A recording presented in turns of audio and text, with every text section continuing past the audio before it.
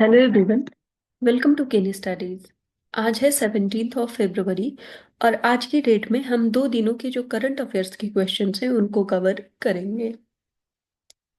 आज के जो टॉपिक्स हैं उनमें शामिल हैं क्लाइमेट रिस्क इंडेक्स 2025। देन हम देखेंगे BrahMos next generation missile system के बारे में। साथ ही हम देखेंगे भारत की रैंक क्या है क्लाइमेट रिस्क इंडेक्स में और इसमें जो टॉप परफॉर्मिंग कंट्रीज हैं वो कौन सी हैं और क्या पैरामीटर्स हैं इसके।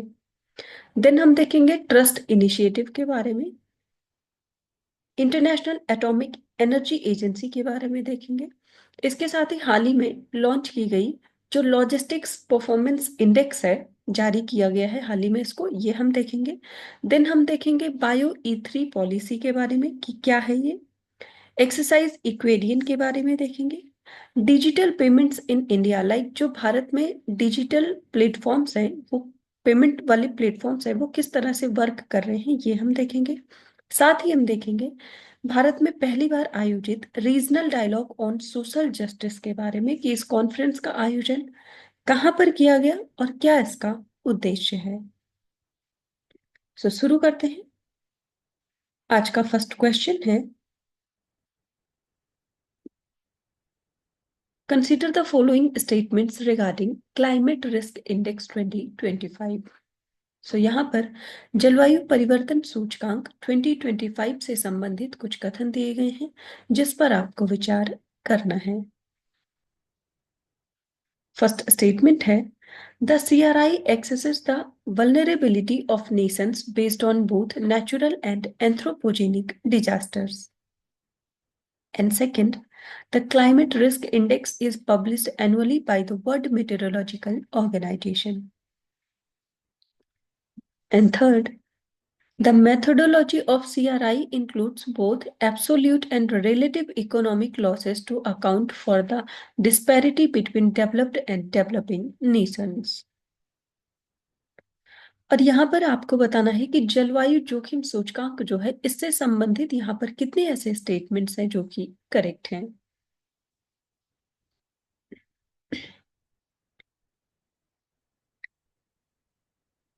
और इस क्वेश्चन में आपका करेक्ट ऑप्शन हो जाएगा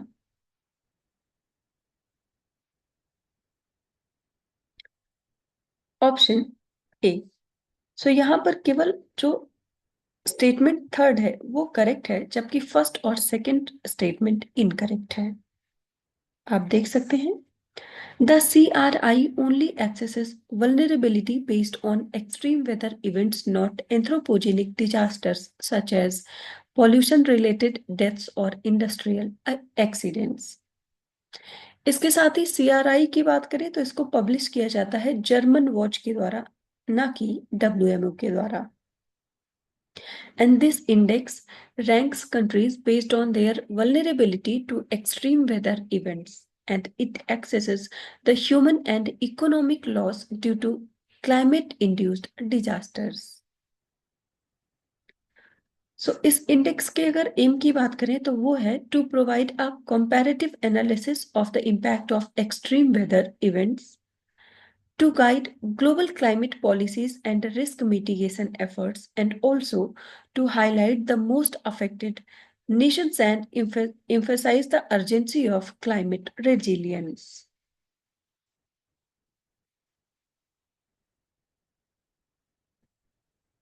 आपने देखा कि ये जो CRI इंडेक्स है इसको पहली बार पब्लिश किया गया था 2006 में, और ये कवर करता है, जो डाटा कवर करता है वो पास्ट 30 इयर्स का डाटा कवर करता है और ये एक एनुअल पब्लिकेशन है।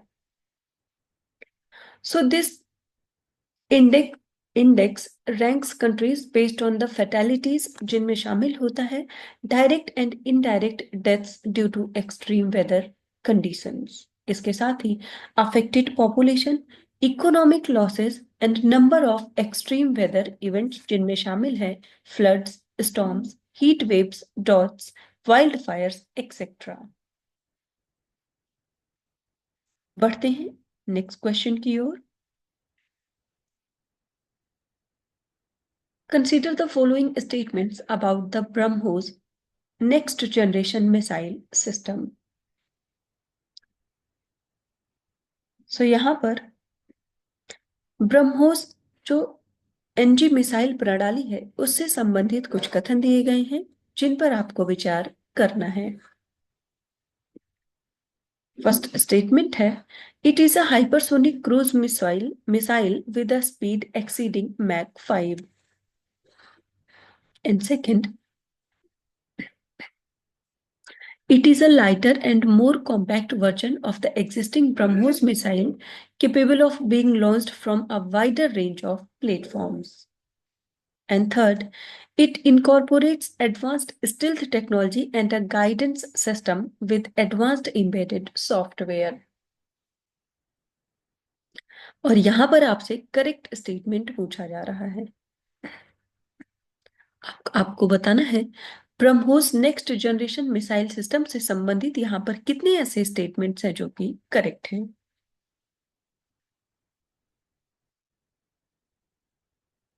और इस क्वेश्चन में आपका करेक्ट ऑप्शन हो जाएगा ऑप्शन बी। सो यहाँ पर जो सेकंड और थर्ड स्टेटमेंट है वो करेक्ट है जबकि फर्स्ट इनकरेक्ट है। आप देख सकते हैं, so the development in the BrahMos next generation missile system represents a significant leap in India's defense capabilities and international reach.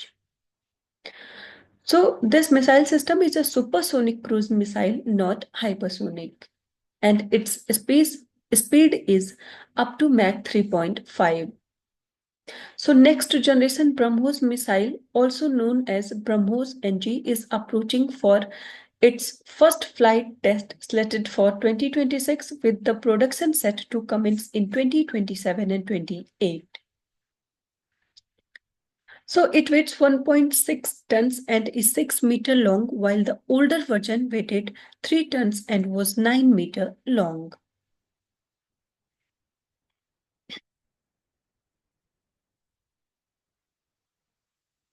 बढ़ते हैं नेक्स्ट क्वेश्चन की ओर। What is India's rank among the top 10 countries most affected by extreme weather events over the last 3 decades as per the Climate Risk Index? यहाँ पर आपसे पूछा जा रहा है, जलवायु जोखिम सूचकांक के अनुसार पिछले 3 दशकों में चरम मौसम की जो घटनाएं हैं उनमें सबसे अधिक प्रभावित जो शीर्ष 10 देश हैं उनमें भारत का स्थान क्या है। आपके ऑप्शंस हैं फोर्थ, सिक्स्थ, एट्थ या फिर 10th।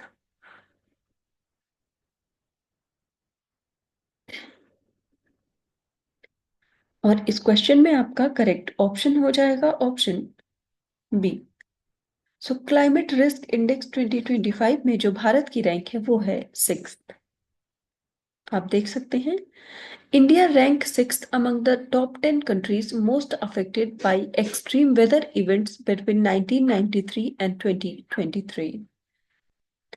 So India has experienced over 400 extreme weather events causing $180 billion in economic losses and at least 80,000 fatalities in the last 3 decades. So major extreme events include floods, heat waves, cyclones, and severe storms. And India's rank reflects its vulnerability to recurring and intense climate events such as the 1993 floods, 1999 Odisha cyclone, and 2013 Uttarakhand flood. So the report highlights the increasing economic and human cost of climate-related disasters in India. So climate risk index के बारे में बात करें तो ये measure करता है vulnerability of the countries to extreme weather events and their capacity to adapt. और आपने देखा कि इसको पब्लिश किया जाता है जर्मन वॉच के द्वारा, जो कि एक नॉन प्रॉफिट ऑर्गेनाइजेशन है। आपने देखा कि इस इंडेक्स में जो भारत की रैंक है वो है 6th। सो भारत से ऊपर जो 5 कंट्रीज हैं वो हैं Dominica, China, Honduras, Myanmar and Italy.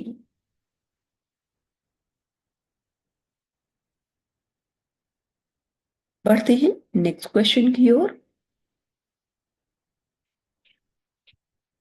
The trust initiative recently launched by India and the United States focuses primarily on which of these? यहाँ पर आपसे पूछा जा रहा है, भारत और संयुक्त राज्य अमेरिका द्वारा हाल ही में शुरू की गई जो ट्रस्ट पहल है वो मुख्य रूप से किस पर केंद्रित है? आपके ऑप्शंस हैं establishing resilient supply chains for critical minerals, advanced materials and pharmaceuticals. Second, cyber security cooperation and joint military exercise. Third, promoting cultural exchange and educational partnerships या फिर addressing climate change through joint research in renewable energy.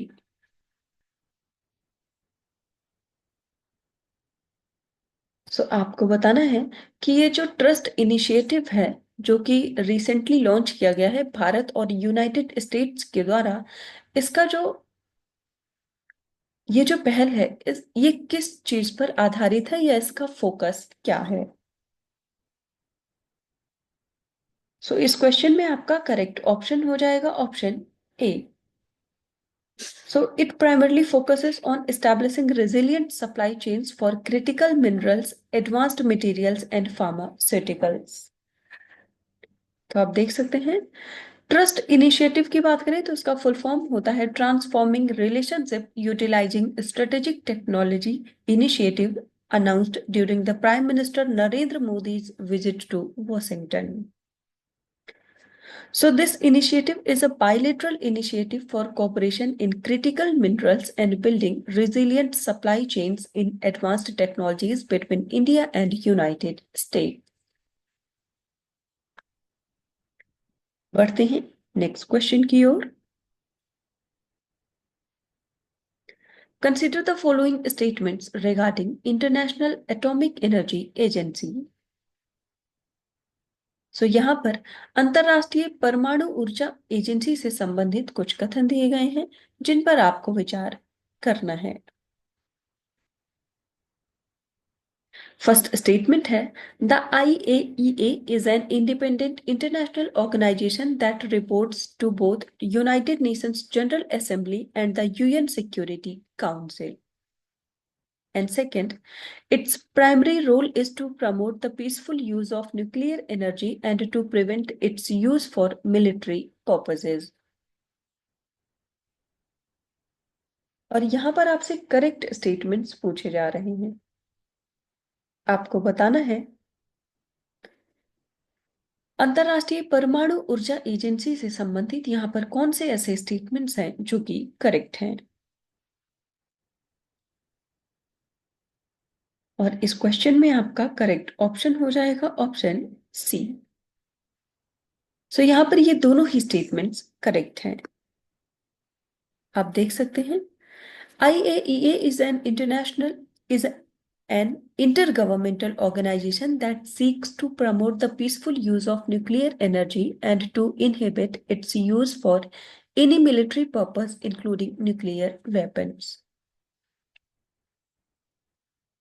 इस organisation को establish किया गया था 1957 में as the world's Atoms for Peace Organization within the United Nations and governed by its own founding treaty, the Statute of the IAEA. In 2005, it was awarded the Nobel Peace Prize for its work for a safe and peaceful world. And IAEA has 178 member states, India being one of the founding member of it. और इसका जो headquarter है वो है Vienna Austria में। इसके functions की बात करें तो this agency works with its member states and multiple partners worldwide to promote safe, secure and peaceful use of nuclear technologies. बढ़ते हैं नेक्स्ट क्वेश्चन की ओर।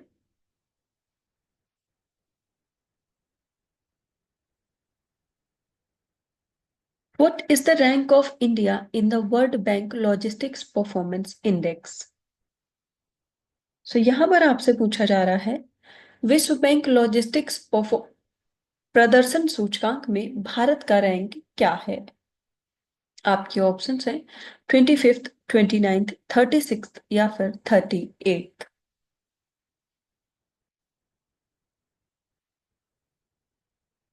और इस क्वेश्चन में आपका करेक्ट ऑप्शन हो जाएगा ऑप्शन डी। सो लॉजिस्टिक्स परफॉर्मेंस इंडेक्स में भारत की रैंक है 38th। आप देख सकते हैं India ranked 22nd in international shipment and 38th in overall logistics performance index 2023. So Indian ports turned around time is 0.9 days better than countries like USA, Australia and Singapore. And the Maritime Amrit Kal Vision 2047 aligns with the blue economy and aims to transform India's maritime sector. So the key initiatives include expanding port capacity, enhancing operational efficiency, sustainability through green projects, and promoting coastal tourism. So the vision also focuses on shipbuilding, workforce training, and enhancing India's global maritime presence. बढ़ते हैं next question की ओर। Consider the following statements regarding Bio E3 policy, जिसको biotechnology for economy, environment and employment policy के नाम से जानते हैं। यहाँ पर बायो E3 पॉलिसी जो है उससे संबंधित कुछ स्टेटमेंट्स दिए गए हैं जिन पर आपको विचार करना है। फर्स्ट स्टेटमेंट है it fosters high performance bio manufacturing for producing bio based products like biopolymers, enzymes and smart proteins. And second, it is implemented by the Department of Scientific and Industrial Research. And third, climate resilient agriculture and carbon capture and utilization are key thematic sectors under the policy. और यहाँ पर आपसे correct statements पूछे जा रहे हैं। आपको बताना है बायो E3 पॉलिसी से संबंधित यहाँ पर कौन से ऐसे स्टेटमेंट्स हैं जो कि करेक्ट हैं। इस क्वेश्चन में आपका करेक्ट ऑप्शन हो जाएगा ऑप्शन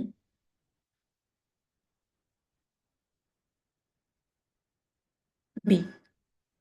यहाँ पर फर्स्ट और थर्ड स्टेटमेंट आपका करेक्ट है जबकि सेकंड इनकरेक्ट है।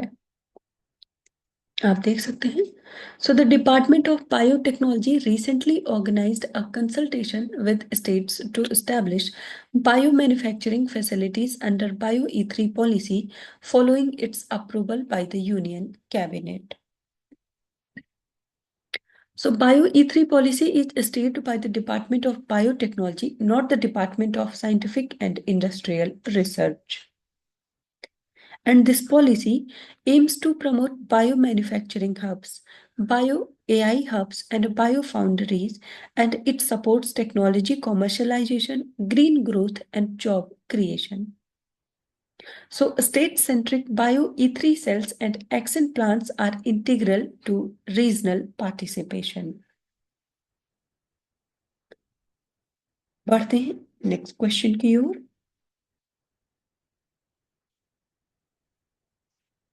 The term exercise equation recently seen in the news is related to which of these? यहाँ पर आपसे पूछा जा रहा है हाल ही में समाचारों में देखा गया जो शब्द है एक्सरसाइज इक्वेरियन, ये किससे संबंधित है। आपके ऑप्शंस है joint naval exercise between India and Sri Lanka, second bilateral military exercise between India and Maldives, third tri-service exercise involving India, Bhutan and Bangladesh, या फिर counter terrorism drill conducted by SAARC nations। यहाँ पर आपसे एक्सरसाइज इक्वेरियन के बारे में पूछा जा रहा है और इस क्वेश्चन में आपका करेक्ट ऑप्शन हो जाएगा option B. it is a bilateral military exercise between India and Maldives। आप देख सकते हैं The 13th edition of the joint military exercise Aquarian between the Indian Army and the Maldives National Defense Force has commenced. And the term Aquarian means friends in Divehi language. So this exercise started in 2009 and it is a annual bilateral military exercise. So its aim is to enhance interoperability in counterinsurgency and counter-terrorism operations to conduct joint humanitarian assistance and disaster relief operations. So the 2023 edition was held in Chaubadia, Uttarakhand, and the 2024 edition was conducted in the Maldives. तो आप ध्यान रखेंगे इस वर्ष ये जो exercise है इसका 13th एडिशन आयोजित किया जा रहा है। बढ़ते ही नेक्स्ट क्वेश्चन की ओर।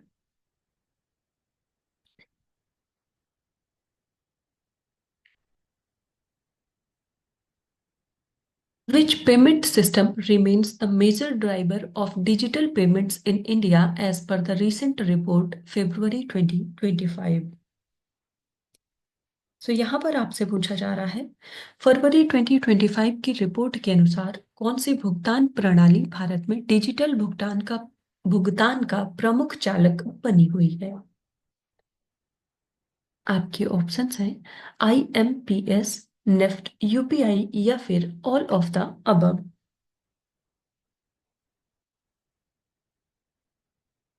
और इस क्वेश्चन में आपका करेक्ट ऑप्शन हो जाएगा option C.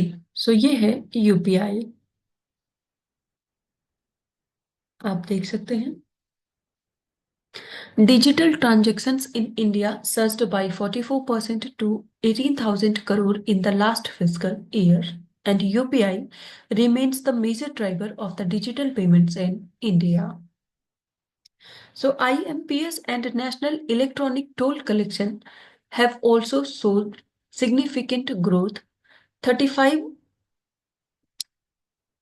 3,500 crore rupees has been allocated for RuPay and Bhim UPI promotion incentives in the latest budget. So the RBI's Payment Infrastructure Development Fund has enabled 4.08 crore digital payment touch points in remote areas. इसके साथ ही UPI की बात करें जिसको हम unified payment interface के नाम से जानते हैं, इसको लॉन्च किया गया था 2016 में by the national payments corporation of India. So it allows real-time peer-to-peer and merchant transactions using mobile apps. सो भारत में जो अदर डिजिटल पेमेंट सिस्टम्स हैं उनकी बात करें तो उनमें है IMPS जिसे हम इमीडिएट पेमेंट सर्विस के नाम से जानते हैं, देन है RTGS real time gross settlement and NEFT जिसको हम नेशनल इलेक्ट्रॉनिक्स फंड ट्रांसफर के नाम से जानते हैं। बढ़ते हैं नेक्स्ट क्वेश्चन की ओर। Which city is the host of first ever regional dialogue on social justice? सो यहाँ पर आपसे पूछा जा रहा है सामाजिक न्याय पर पहली बार क्षेत्रीय संवाद का आयोजन किस शहर में किया गया है। आपके ऑप्शंस हैं हैदराबाद, चेन्नई, न्यू दिल्ली या फिर चंडीगढ़।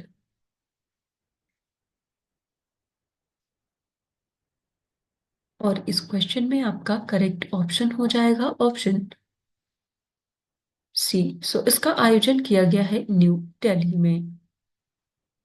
आप देख सकते हैं the first ever regional dialogue on social justice will be held on February 24th and 25th at Bharat Mandapam, New Delhi. So it is organized by the Ministry of Labor and Employment in collaboration with the Confederation of Indian Industry and Employers Federation of India. So it supports the Global Coalition for Social Justice launched by the ILO in 2023.